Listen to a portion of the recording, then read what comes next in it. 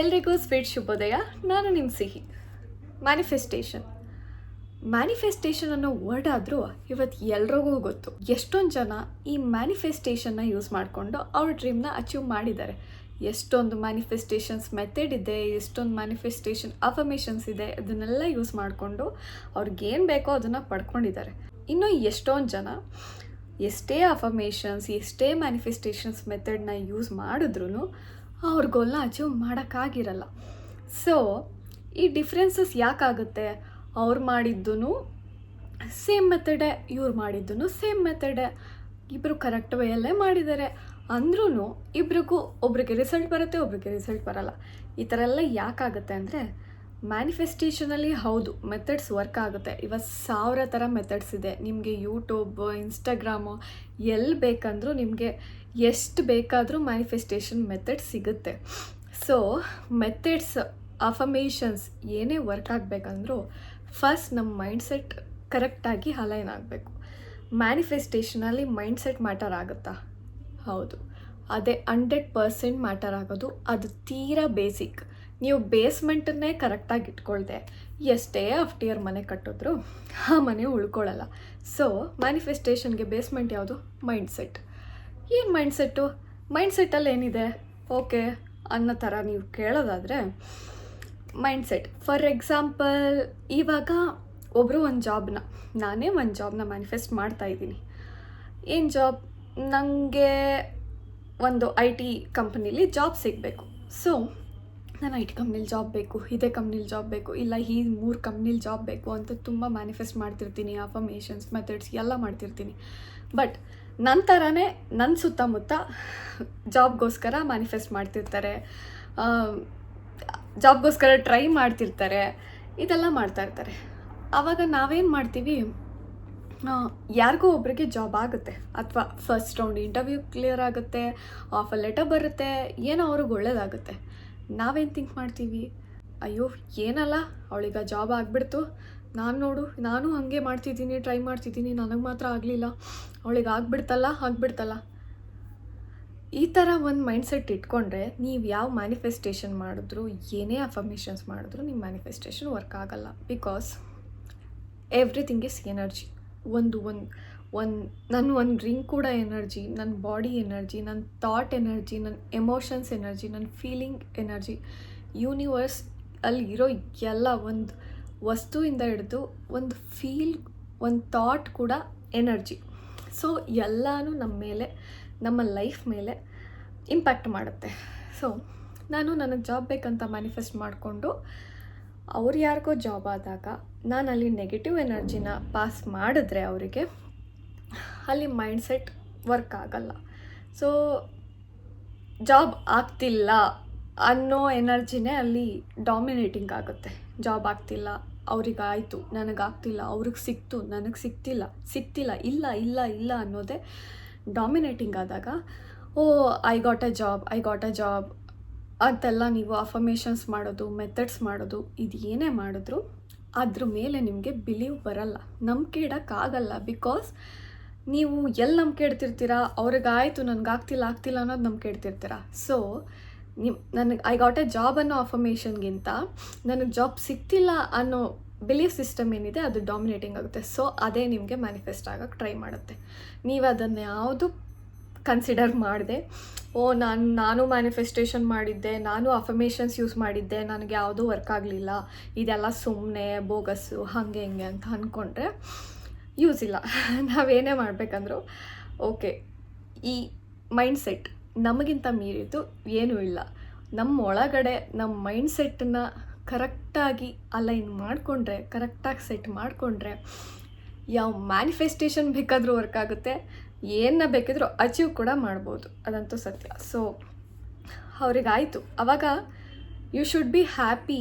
And ಅವ್ರಿಗೂ ಆಯಿತು ಅಂದರೆ ನನಗಾಗುತ್ತೆ, ಅಟ್ಲೀಸ್ಟ್ ನನಗಾಗೋಯ್ತು ಅನ್ನೋ ಫೀಲ್ ಮಾಡೋಕ್ಕಾಗಿಲ್ಲ ಅಂದರೂ ನನಗೂ ಆಗುತ್ತೆ. ಓಕೆ, ಒಬ್ಬರು ಮಾಡಿ ಆಯಿತು ಅನ್ನೋದನ್ನು ನಾನೇ ಪ್ರೂಫ್ ಸಮೇತ ನೋಡ್ತೀನಿ ಅಂದರೆ ನನ್ನ ಕೈಯಲ್ಲೂ ಆಗುತ್ತೆ, ನಾನು ಮಾಡಬಲ್ಲೆ, I deserve, I am capable ಅಂತ ಪಾಸಿಟಿವ್ ಫ್ರೀಕ್ವೆನ್ಸಿಗೆ ನೀವು ಸ್ವಿಚ್ ಆದರೆ, ಮೈಂಡ್ಸೆಟ್ನ ಆ ರೀತಿ ಶಿಫ್ಟ್ ಮಾಡಿಕೊಂಡ್ರೆ ನಿಮ್ಮ ಮ್ಯಾನಿಫೆಸ್ಟೇಷನ್ಗಳು ವರ್ಕ್ ಆಗುತ್ತೆ. ಆಮೇಲೆ ನಾವು ಇನ್ನೂ ಬೇರೆ ಥರ ತಪ್ಪು ಮಾಡ್ತೀವಿ. ಓಕೆ, ನಂಗೆ ಜಾಬ್ ಬೇಕು, ನನಗೆ ಜಾಬ್ ಆಗಬೇಕು ಅನ್ನೋ ಫ್ರೀಕ್ವೆನ್ಸಿಲಿ ನಾವು ಜಾಬ್ ಆಗಿದೆ ಅನ್ನೋ ಮ್ಯಾನಿಫೆಸ್ಟೇಷನ್ ಮೆಥಡೆಲ್ಲ ಮಾಡಿಕೊಂಡು ಎಲ್ಲೋ ಸುಮ್ಮನೆ ಹೋಗ್ತೀವಿ, ಯಾವುದೋ ಫ್ರೆಂಡ್ಸ್ನ ಮೀಟ್ ಆಗ್ತೀವಿ. ಜಾಬ್ ಸಿಕ್ಬಿಟ್ರೆ ಈ ಥರ ಎಲ್ಲ ಲೈಫ್ ಲೀಡ್ ಮಾಡೋಕ್ಕಾಗಲ್ಲ ಅಲ್ಲ, ಈ ಥರ ಫ್ರೀಯಾಗಿರೋಕ್ಕಾಗಲ್ಲ ಅಲ್ಲ, ಹೀಗೆಲ್ಲ ಹ್ಯಾಂಗ್ಔಟ್ ಮಾಡೋಕ್ಕಾಗಲ್ಲ ಅಲ್ವಾ, ಅಯ್ಯೋ ಕೆಲಸ ಎಲ್ಲ ಮಾಡಬೇಕಾಗುತ್ತೆ ಅವಾಗ, ಅಥವಾ ನಾನು ಬೇರೆ ಸಿಟಿಗೆ ಮೂವ್ ಆಗಬೇಕಾಗುತ್ತೆ ಅಂತ ಅಲ್ಲೂ ನಾವು ನೆಗೆಟಿವ್ ಫ್ರೀಕ್ವೆನ್ಸಿ ಮಾತಾಡ್ತೀವಿ. ಜಾಬ್ ಸಿಕ್ಕಿಲ್ಲ ಅಂದ್ರೇ ಚೆನ್ನಾಗಿರುತ್ತೆ ಅನ್ನೋದ್ರಲ್ಲಿ ನಾವು ಖುಷಿ ಪಡ್ತಿರ್ತೀವಿ. ಸಬ್ಕಾನ್ಷಿಯಸ್ಲಿ ಅದು ನಮ್ಮ ಬಿಲೀಫ್ ಸಿಸ್ಟಮ್ನ ಹಾಳು ಮಾಡುತ್ತೆ. ನಮ್ಮ ಜಾಬ್ ಸಿಗುತ್ತೆ ಅನ್ನೋ ಫ್ರೀಕ್ವೆನ್ಸಿನ ಕಮ್ಮಿ ಮಾಡ್ತಾ ಹೋಗುತ್ತೆ. ಸೊ ಅಲ್ಲೂ ಮೈಂಡ್ಸೆಟ್ ಹಾಳಾಯಿತು ಅಂತ. ಇದು ಯಾವುದನ್ನೂ ಮಾಡದೆ ಪ್ರತಿ ಸಲ ಕಾನ್ಷಿಯಸ್ ಆಗಿ ಓಕೆ, ನಮ್ಮ ಗೋಲ್ಗೆ ಸ್ಟಿಕ್ ಆನ್ ಆಗಬೇಕು. ಓಕೆ, ನನಗೆ ಜಾಬ್ ಬೇಕು, ಸೊ ನನ್ನ ಜಾಬ್ ಸಿಕ್ಕಿದೆ ಅನ್ನೋ ಥರ ನಾನು ಬಿಲೀವ್ ಮಾಡೋಕ್ಕೆ ಶುರು ಮಾಡ್ತೀನಿ. ಅದು ಒಂದೇ ಸಲ ನಂಗೆ ಜಾಬ್ ಸಿಕ್ಕಿದೆ ಅಂತ ಹೇಳಿದ್ರೆ ನಮಗೆ ನಮ್ಮ ಮೇಲೆ ನಂಬಿಕೆ ಬರಲ್ಲ. ಯಾಕೆ, ನಮ್ಮ ಹತ್ರ ಇಲ್ಲ ಅನ್ನೋದು ನಮಗೆ ಕಾನ್ಷಿಯಸ್ಲಿ ಸಬ್ಕಾನ್ಷಿಯಸ್ಲಿ ತುಂಬ ಗೊತ್ತಿರುತ್ತೆ. ಸೊ ನನಗೆ ಜಾಬ್ ಸಿಗುತ್ತೆ ಆಗುತ್ತೆ ಅನ್ನೋದ್ರಿಂದ ಹಿಡಿದು ನನಗೆ ಜಾಬ್ ಆಯಿತು ಅನ್ನೋ ಒಂದು ಬಿಲೀವ್ ಸಿಸ್ಟಮ್ವರೆಗೆ ನಾವು ರೀಚ್ ಆಗ್ಬೋದು.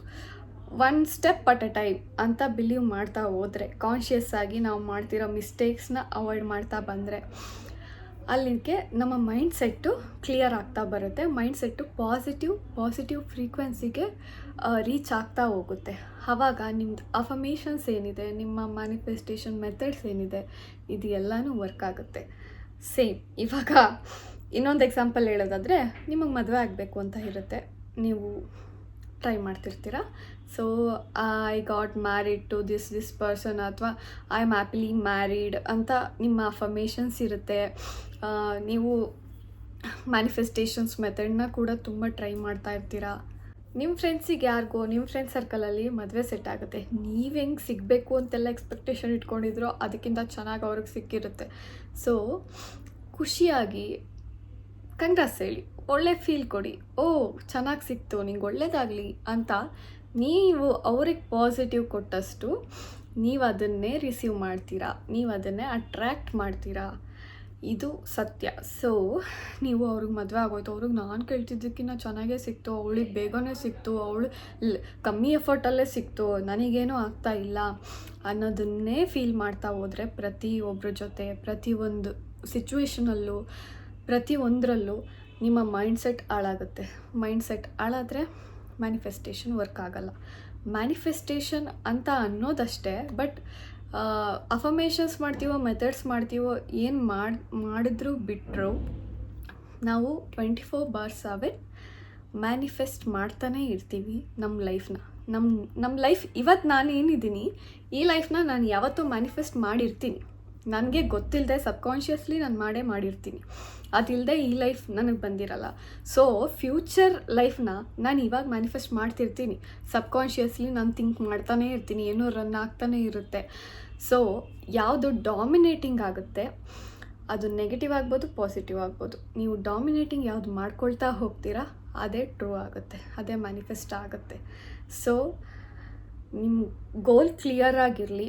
ಆ ಗೋಲ್ ಕ್ಲಿಯರ್ ಆಗಿದ್ದಾಗ 24/7 ಆ ಗೋಲ್ ಬಗ್ಗೆ ಮಾತಾಡೋವಾಗಲಿ, ಆ ಗೋಲ್ ಇನ್ಯಾರಿಗೋ ಆಯಿತು ಆಗಲೂ ನೀವು ಯಾವ ಎನರ್ಜಿನ ಪಾಸ್ ಮಾಡ್ತಾ ಇದ್ದೀರಾ ಅನ್ನೋದನ್ನ ಸ್ವಲ್ಪ ಕಾನ್ಷಿಯಸ್ ಆಗಿ ನೀವು ಟ್ರೈ ಮಾಡ್ತಾ ಹೋದರೆ ಸಬ್ಕಾನ್ಷಿಯಸ್ ಆಗಿ ನಿಮ್ಗೆ ಅದು ಅಡಾಪ್ಟ್ ಆಗಿಬಿಡುತ್ತೆ.